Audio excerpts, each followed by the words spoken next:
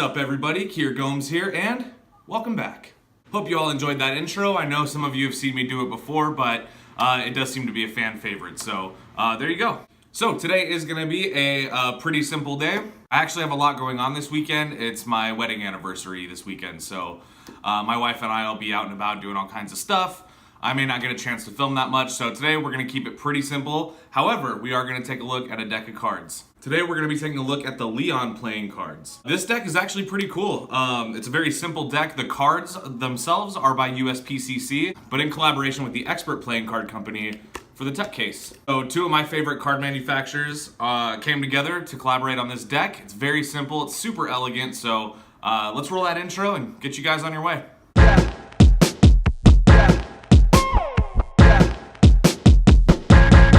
Let's go. All right, so the Leon or Leon playing cards by USPCC in collaboration with Expert Playing Card Company.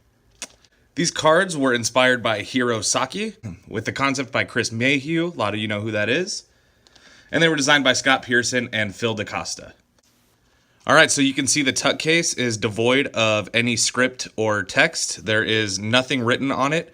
It's a glossy kind of maroon Tuck Case with a gold foil border kind of outlining everything on the deck. That looks super good. Like from here, it looks like it could be like the red knockouts, but it's not. You do get a gold foil stamped lion. You're going to see this again on the back design of the cards, and I'll show you what I mean by that. This Tuck Case, you may have noticed already, opens up, instead of opening from the top like most cards, it opens up from the side. So this is something that you see pretty often with Expert Playing cards. A lot of their Tucks open like this, like the old Nox used to open this way. I've seen the Exquisite by Conjuring Arts open this way. So it's a typical Expert Playing card move. I think it looks cool, but it's not as practical for sure. The cards are a little bit more difficult to get out this way. On the inside of the Tuck flap, you'll see you have this kind of repeating diamond-shaped pattern. It's bright red and maroon. Looks pretty good. This is a nice Tuck Case. I think if somebody saw you pull this out like you were going to do a card trick, they would definitely assume that you were level 25 wizard. So, all right, now the cards. The cards feel great. They're printed by USPCC, so not going to have any problems handling these cards. I really like them. I was excited about these. I saw like the advertisement for them looked like the borders were super, super thin, and I'm actually happy to see that they're not. These are about standard for playing cards nowadays. You can see though it is multi-border. There's white, maroon, and then white. I think it looks really nice. I'm a fan. Now this deck is about as simple as you can get. You do get two jokers that are almost identical. You have a red lion dragon. Maybe it's a lion, maybe it's a dragon head, which you've seen on the back design and on the front of the Tuck. And then you do get another one. It's facing the other direction, and it's black instead of red. So maybe a color change trick you could do in there. There might be some opportunity for that. All right, now maintaining the simplicity, your Ace of Spades is nothing more than just an enlarged spade pip. Very big, got a white outline. I love this. This is like, for me, that's as good as it can get for an Ace of Spades. It looks beautiful.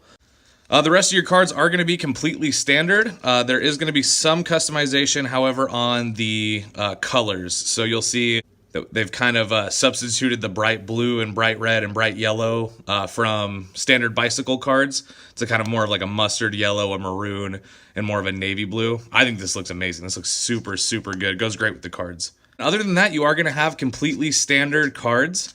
The pips and indices are a bit smaller than you would see them on a traditional bicycle deck. Again, I like that. It looks really clean. You are going to get one gaff card, and it is going to be a double backer. So this has so many uses. I use double backers all the time. This is really the only gaff card I need. Handling wise, it looks like it's probably classic bicycle stock. It's not super thin, but it's not super thick either. Feels like an air cushion finish, so feels basically like a deck of bicycles. It's a little bit more soft than bicycle. It came out of the box feeling pretty soft. Here's another look at the back design. I like it. Would I use these cards for Magic? Yeah, definitely. I think these cards have a pretty standard look and feel. I don't think anybody would suspect this deck of being gimmicked or gaffed in any way. I will say the Tuck Case is pretty extreme. I'd say that this has definitely a very practical application to Magic. Here's the thing. So I probably would not buy another one of these decks. This deck was a little bit on the pricey side. I think this deck was $15, something like that. There's so few decks out there that are actually worth $15 to me. I mean, you can get a $4 deck of bicycles or a $2 deck of tally hos at Walgreens and perform amazing effects and endless hours of magic. So is it worth the 15 bucks? To me, probably not. I probably would not purchase another one of these decks. For the sake of this review, it was worth it. Not that the deck sucks. It is a very cool deck. It's very interesting, but it's nothing that should cost you $15, you know? Like I said, there's very few decks out there that I think are worth $15, so.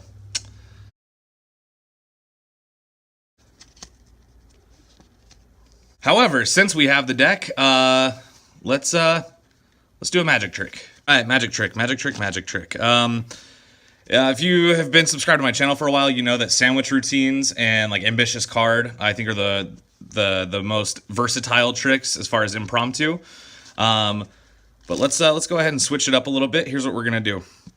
We're gonna go ahead and select a card. In this case, it's gonna be the 5 of diamonds. Okay, we're gonna put the 5 of diamonds there. And we're going to take a little bit of a mental picture, okay? So we're going to take a picture of me holding the 5 of diamonds face down, just like that, over the deck. Now what we're going to do, of course, the most important thing we can do is lose the 5 of diamonds into the deck, right? It wouldn't be a magic trick if we didn't do that. So we're going to put it about halfway. And we can even shuffle the cards if we want to. Can even cut them. Whatever we want. Okay. Now we're going to do something a little bit more extreme. We're going to take the cards and we're going to give them what's called a sloppy shuffle. You see this in casinos from time to time. Basically what we're doing is making it impossible for me to keep track of that 5 of diamonds. Even if I was trying to follow it, which, let's face it, magicians are lazy. I'm not following, I'm not counting. I do think I saw it though. Okay. That's good. So now we have a nice jumbled mess. As you can see, we have some cards that are going face up. We have some cards that are going face down. You can usually even find some cards that are kissing each other. In this case, it's the queen and the 2, right?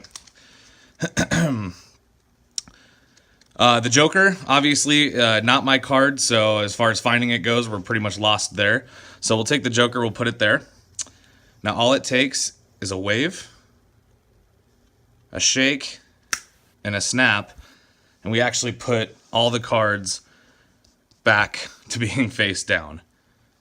Now to revisit that mental image we took earlier, I was holding a card over the deck, and I believe that card was the 5 of diamonds.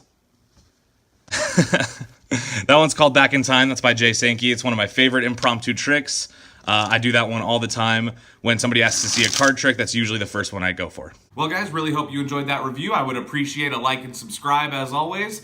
I am still 3 subscribers away from announcing the winners of my giveaway, so if you haven't yet, you can still go ahead and enter. I'll leave the link below, but tell your friends about the channel. If you can get them to subscribe, you may win some cards, and they may win some cards. Everybody could win some cards, so get on it. If you're not subscribed, go, go, go. All right, guys, that's gonna do it for me. I hope you all have a wonderful weekend. I know I will.